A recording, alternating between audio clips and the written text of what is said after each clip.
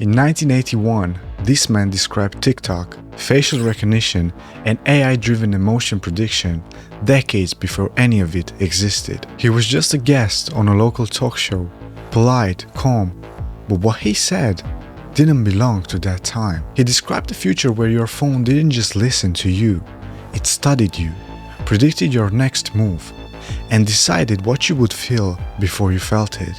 No one believed him. The tape aired once.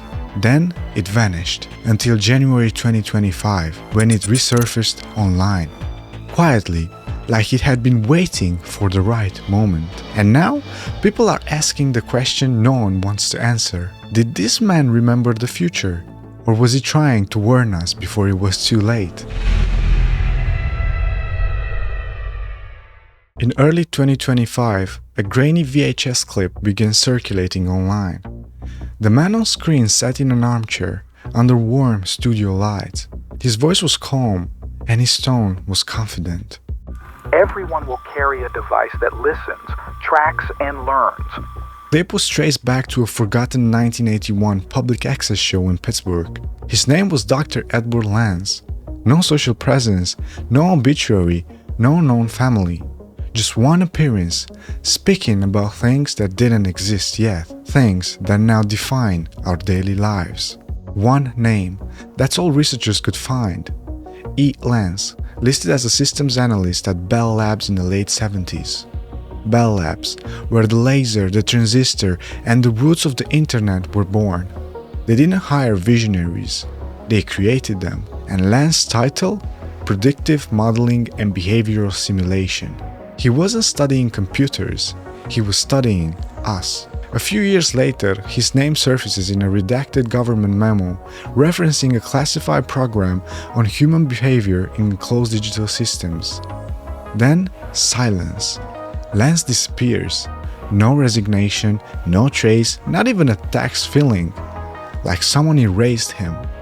Digitally and physically. Or like he was never really here to begin with. In that 1981 interview, Lance described things no one was even thinking about yet. He didn't speculate, he remembered. A small device carried at all times, listening, tracking, learning. He called it a personal node.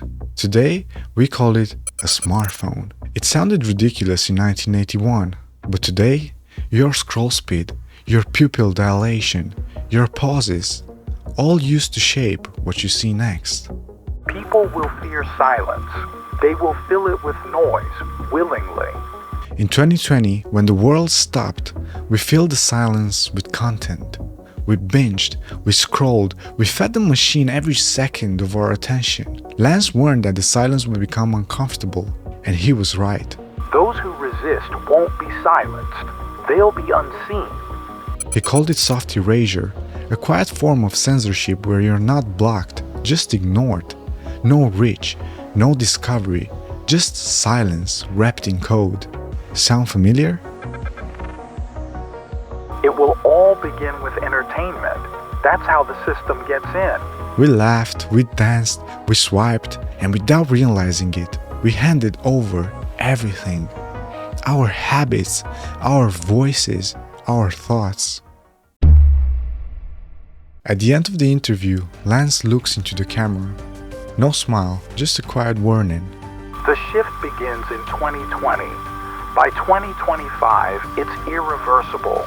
2020.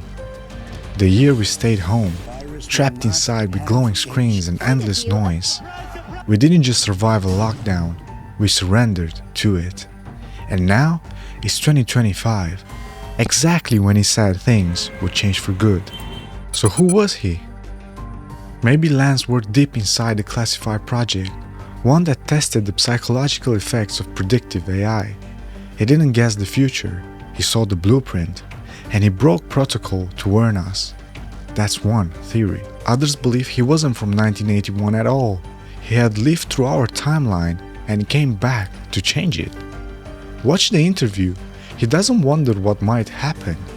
He speaks like he's already seen it all before, because maybe he has. Some researchers say there's something off in the footage. Distortion patterns, frame glitches, just on him. What if Lance wasn't human? What if he was a projection, a digital consciousness sent backwards, briefly, to warn us? Or worse, to test us? And maybe we failed. So what now? Because whether Edward Lance was real, a hoax, or something in between, everything he warned us about has come true. We gave up our attention willingly. We traded focus for dopamine, and we handed over our silence, noise.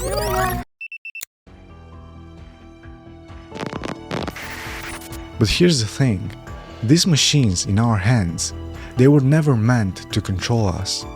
They were meant to connect us, to teach us, to elevate us.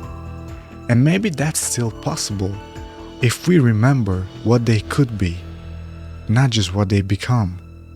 Because if we forget that, then Lance was right. The shift is irreversible.